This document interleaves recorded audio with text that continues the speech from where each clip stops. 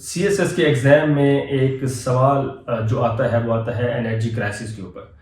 تو ہمیں دیکھنا چاہیے کہ انرجی کرائسس کیوں ہے. تو انرجی کرائسس کو سمجھنے کے لیے پہلے دیکھنا پڑے گا کہ انرجی کرائسس سٹارٹ کہاں سے ہوا. انرجی کرائسس 1990 سے سٹارٹ ہوا بے نظیر کی گورنمنٹ میں, اور پھر گورنمنٹ آف پاکستان نے یہ ڈیسائیڈ کیا کہ ہم انڈیپینڈنٹ پاور پروڈیوسرز کو انوائٹ کرتے ہیں اپنے ملک میں. یعنی کہ 1994 میں انڈیپینڈنٹ پاور پروڈیوسرز کو انوائٹ کیا گیا تاکہ آپ ہمارے ملک میں آ کر پروڈکشن پلانٹس لگائیں اور ہمیں الیکٹرسٹی جنریٹ کر کے دیں. اور اس میں جو کانٹریکٹس ہوئے, جو ایگریمنٹس ہوئے, جو کنڈیشنز ہوئے, آج ہم ان کے اوپر بات کرتے ہیں.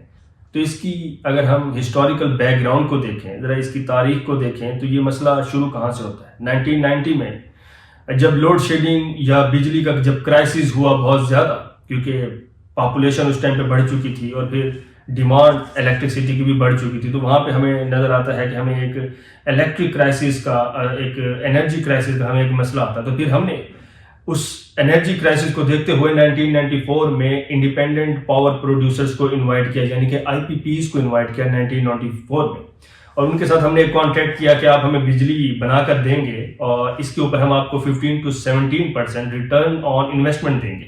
یعنی آپ ہمارے ملک میں آ کر پلانٹس لگائیں, آپ ہمارے ملک میں آ کر انویسٹمنٹ کریں اور اس کے اوپر آپ 15 to 17% آپ کو ریٹرن آن انویسٹمنٹ ملے گی. اس کے ساتھ ایک کانٹریکٹ کیا گیا جس کو کہتے ہیں ٹیک اور پے, یعنی بجلی بناؤ یا نہ بناؤ, ہم نے یعنی پاکستان نے پیسے دینے ہی دینے ہیں. یہ ایک ایسا کانٹریکٹ ہے, یعنی کہ ایک بہت ہی فلاڈ کانٹریکٹ ہے, بہت ہی ایک مینیجریل فیلئر ہم اس کو کہہ سکتے ہیں, جس کو ہم کہتے ہیں ٹیک اور پے کانٹریکٹ, کہ ہم بجلی بنائیں یا نہ بنائیں لیکن ہم نے آئی پی پیز کو پیمنٹ دینی ہے. اس کے علاوہ جو کانٹریکٹ میں جو دوسری کنڈیشن تھی اس کو کہتے ہیں کیپیسٹی پیمنٹ, یعنی کہ ہماری جو کیپیسٹی ہے, جو ہماری جو ڈیمانڈ ہے بجلی کی, وہ بھلے ہی کم ہو جائے مگر ہم نے پھر بھی پیسے دینے ہی دینے ہیں. یعنی کہ ہم بجلی پروڈیوس کروائیں یا نہ کروائیں, یا ہم بجلی لیں یا نہ لیں, مگر ہم نے پیمنٹس آئی پی پیز کو کرنی ہی کرنی ہے. کنڈیشن نمبر 3 یہ ہے کہ آئی پی پیز نے یہ فیصلہ کیا کہ وہ جو بجلی پروڈیوس کریں گے وہ کریں گے فنڈنس آئل کے اوپر, یعنی کہ وہ آئل پرچیز کریں گے گلف سے, اور اس گلف سے جو آئل پرچیز ہوگا اس سے انرجی پروڈیوس کریں گے.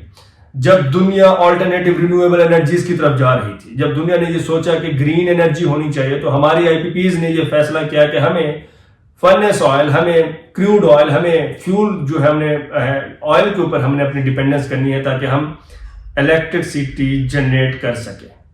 تو آج S D G sustainable development goal جو 13 ہے وہ یہ کہتا ہے کہ کلائمیٹ چینج جو ہے اس کے اوپر کام کیا جائے, کیونکہ اس کو گرین انوائرمنٹ کیا جائے, کیونکہ دنیا میں گلوبل وارمنگ بڑھ رہی ہے. مگر ہماری آئی پی پیز نے یہ فیصلہ کیا کہ ہم کریوڈ آئل لیں گے اور اس سے انرجی کو پروڈیوس کریں گے. تو یہ بھی ایک فلاڈ اور ایک مینیجریل فیلئر تھا, جس کی وجہ سے ہماری گلف کے اوپر ڈیپینڈنس زیادہ ہوئی, ہماری آئل کے اوپر ڈیپینڈنس زیادہ ہوئی, اور آئل دنیا میں ڈالر میں ملتا ہے, اور آئل دنیا میں مہنگا ملتا ہے, ایکسپینسو ملتا ہے. دنیا میں کوئی بھی وار ہو تو پھر آئل کی پرائسز جو ہیں فلکچویٹ ہوتی ہیں, چاہے وہ 1973 کا آئل ایمبارگو ہو, چاہے وہ رشیا یوکرین کی وار ہو, یا وہ پھر میڈل ایسٹ کی ایران اور اسرائیل کی وار ہو. تو امپیکٹ اکانومی پہ آتا ہے, امپیکٹ آئل پہ آتا ہے. تو جب امپیکٹ آئل پہ آتا ہے اور پاکستان تو 70% امپورٹ ہی گلف سے کرتا ہے, تو پھر پاکستان میں آئل کی پرائسز انکریز ہوتی ہیں, فیول کی پرائسز انکریز ہوتی ہیں, پیٹرول مہنگا ہوتا ہے, اور پھر بجلی بھی مہنگی ہوتی ہے.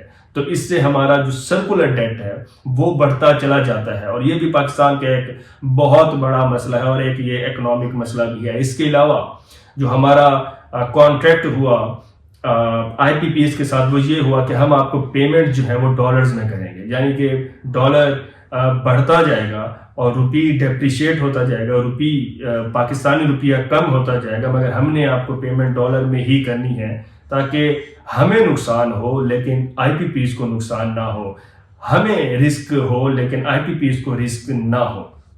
تو یہ آئی پی پیز کے ساتھ جو کانٹریکٹ ہوا 1994 میں کہ ہم 30 سال تک جو معاہدہ ہے, ہم معاہدہ یہ کریں گے اور 30 سال تک ہم آپ کو انرجی جنریٹ کر کے دیں گے, پروڈیوس کر کے دیں گے. تو یہ آئی پی پیز کو اتنا فائدہ دیا جا رہا ہے اور عوام کو ان کا جو خون نچوڑا جا رہا ہے اور ان کا جو خون پیا جا رہا ہے, اور ان کے اوپر جو ٹیکسیشن کر کے اتنے ٹیکسز لگا کے جو بجلی مہنگی پروڈیوس کی جا رہی ہے.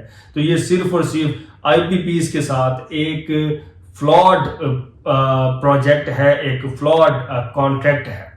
اس کے علاوہ اگر ہم بات کریں تو پاکستان کی جو انرجی کی کنزمپشن ہے وہ ہے 29 to 30,000 میگا واٹ، اور پاکستان کی جو پروڈکشن ہے وہ ہے آلموسٹ 60 to 65,000 میگا واٹ. تو ہماری کنزمپشن، ہماری یوزیج 30,000 ہے، پروڈکشن ہماری 65,000 ہے، پھر بھی لوڈ شیڈنگ کیوں؟